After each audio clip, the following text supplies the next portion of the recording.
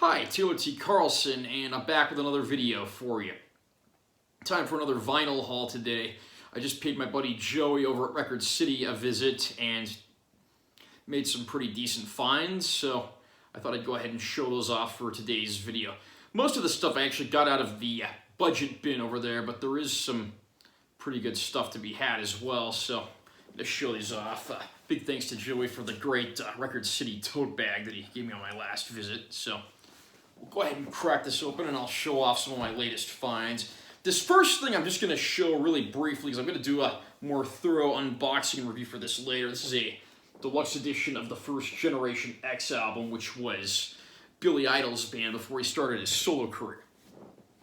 Now, going down the list, one of my favorite classic rock albums, Rush 2112. Great prog rock album from these guys, one of their finest efforts. Rest in peace, Neil Peart, who sadly we lost earlier this year. Here's the gatefold of the package. There are many great Rush albums out there, but I think this is probably my all-time favorite.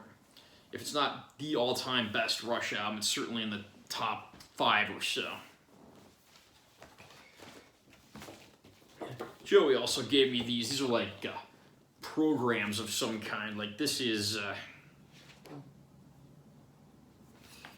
think this is the Rascals, aka the Young Rascals. This actually has some sheet music in it, interestingly enough.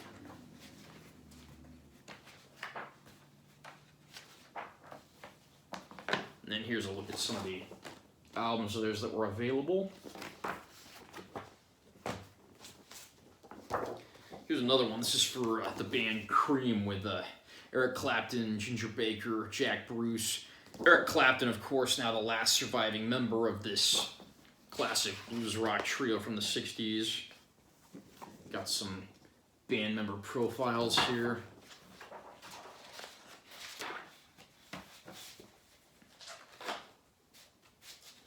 Some of these pages are a little loose, so I kind of got to be careful with this. We got some great photographs in here. Nice little find. Going back to the albums, this is Neil Diamond, Hot August Night. One of his most famous and iconic concerts. And this also has an inner gatefold. Neil Diamond, of course, put out some of the all-time great pop rock songs of all time, and nice to finally get some of his stuff on vinyl. Didn't hurt that this was in the budget bin either. Another one here, this is the Dave Clark 5's Greatest Hits, classic British invasion band from the 60s. There's the back cover, so this is just a handful of their biggest hits. Again, another group I hadn't had anything from on vinyl, so nice to get this release. Interesting piece of trivia. Dave Clark, the drummer from the Dave Clark 5, was actually friends with Freddie Mercury, and he was at Mercury's bedside when he passed away in November of 1991. And so this is Wednesday morning, 3 a.m., Simon and Garfunkel. I believe this was actually the first album they ever released, but these guys definitely kept busy during their heyday. Paul Simon and Art Garfunkel still pretty well known today. I actually saw them maybe about 20 years ago when they were doing a reunion tour, and definitely some of the most recognized and influential of the folk pop rock movement of the 60s. One of my favorites that I found, this is the Moody Blues, Days of Future Past. This, I believe, was their second full-length album, and it was certainly their breakthrough. This is where they went from being a pretty generic British invasion-sounding band to becoming, full-on symphonic progressive rockers with full orchestral backing and everything in between. Again, another band I had not had any vinyl releases by before. This right here is David Live, classic live David Bowie from 1974.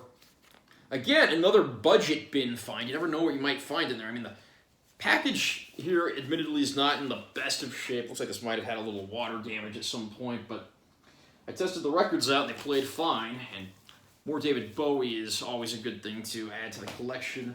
And one of the last finds I made over at Record City was this.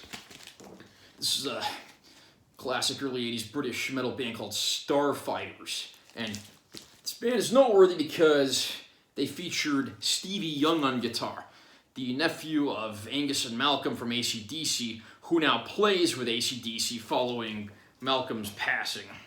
And this one's actually got a lyric sheet on the inside as well. Yeah, any opportunity I get to add something from the AC/DC family to the collection is always a plus. And I got a few other things I'm going to show off real quick. My buddy Lynn, it was just, we were just swapping our gifts for Christmas early, so we didn't know if we'd see each other between now and Christmas, so he gave me a few of his old records. Some of these, the sleeves weren't in the best of shape, so I kind of had to tape them back together, but first of all, Kiss Alive 2. You know how much I love Kiss, one of my all-time favorite classic hard rock bands. Inner gatefold, great shot of the band live on stage. And then each one of the actual records has this picture of the band's discography up to that time, and these great crowd shots on the other side.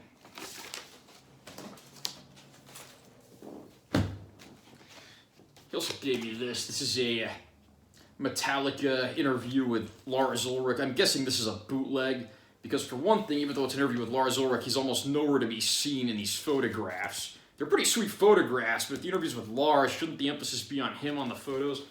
And the disc itself is this really cool-looking red transparent vinyl. And based on what I'm hearing in the interview on here, I'm guessing this was recorded in 1986, probably right after they put out Master of Puppets, but right before Cliff Burton died. And